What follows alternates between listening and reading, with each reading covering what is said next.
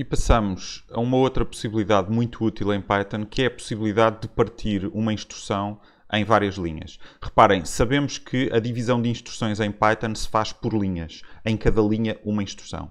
Então imaginem, num contexto, por exemplo, como o deste exemplo, em que temos uma soma com muitíssimas parcelas, essas parcelas, essas somas, têm que ficar todas numa linha, porque isto é uma instrução. E se em Python temos uma instrução por linha, temos que pôr isto tudo numa linha. Só que, neste caso, as parcelas são tantas que nem se consegue mostrar toda a instrução aqui. Okay? E por isso, teria necessariamente de haver alguma maneira de contornar isto, e essa maneira existe, é usar o backslash. Já usámos o backslash dentro de strings para inserir caracteres especiais e fazer escape do limitador da string, por exemplo. Agora estamos a usar o backslash em código Python geral e não dentro de strings necessariamente. Okay? Em código Python geral, o backslash tem o significado de ser a continuação de linha. Portanto, o interpretador de Python, quando está a ler esta instrução, encontra o backslash e continua a ler da próxima linha a mesma instrução. Encontra outro backslash, lê a próxima linha e assim sucessivamente. Okay? E, portanto, isto permite dividir uma instrução por várias linhas. Na verdade, o interpretador de Python olha para isto apenas como uma única linha.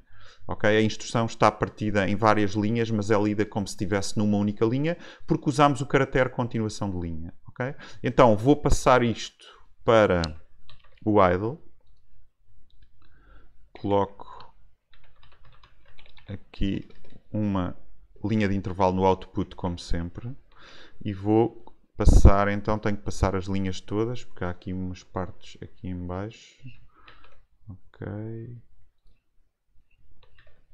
Ok? E vou então executar. Ctrl S, F5. Reparem, a primeira soma deu 678. Mas este valor está errado. Reparem que no PDF está aqui o output. O output devia dar 1128.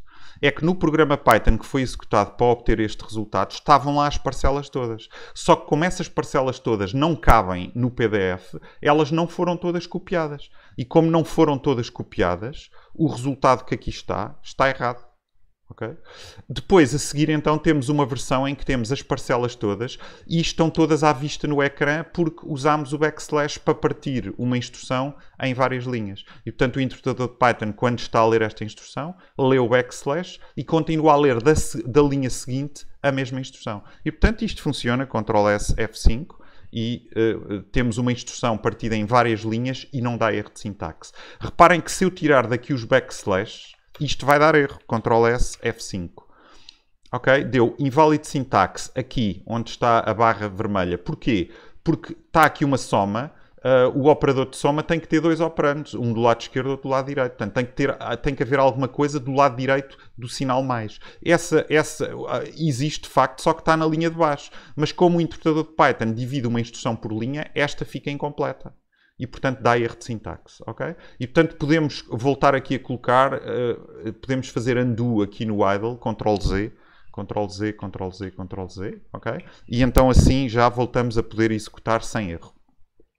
Só mais um aspecto relacionado com esta questão é que, se tivermos uma expressão entre parênteses curvos, então não precisamos de pôr o backslash. O interpretador de Python, quando lê abrir parênteses curvos, vai lendo tudo de linhas sucessivas até encontrar um fechar parênteses. E só quando encontra a leitura de um fechar parênteses é que fecha a instrução. Okay? Portanto, neste caso não dá erro. Portanto, eu podia, isto é uma soma, não tenho que dar prioridade a nenhuma das parcelas, mas os parênteses curvos, para além da utilidade especial que têm em Python, têm também a mesma da matemática, que é conferir prioridade a uma parte de uma expressão. E, portanto, neste caso, estou a dizer que toda a expressão tem prioridade, é a única, portanto, não tem, posso fazê-lo perfeitamente, nada me impede de fazer isto, e então não preciso de pôr cá o backslash com a continuação de linha. Ctrl S, F5, isto funciona, já tínhamos executado antes, ok?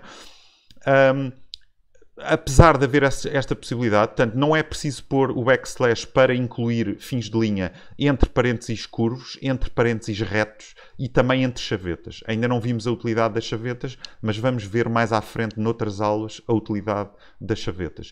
Apesar de haver esta possibilidade de colocar fins de linha sem ter que pôr o backslash. Muitas vezes a linha comprida que queremos dividir em várias linhas não é uma expressão matemática e por isso não podemos pôr parênteses, temos mesmo que usar o backslash. E portanto é muito útil sabermos que existe esta possibilidade de partir uma instrução muito comprida em várias linhas usando o backslash.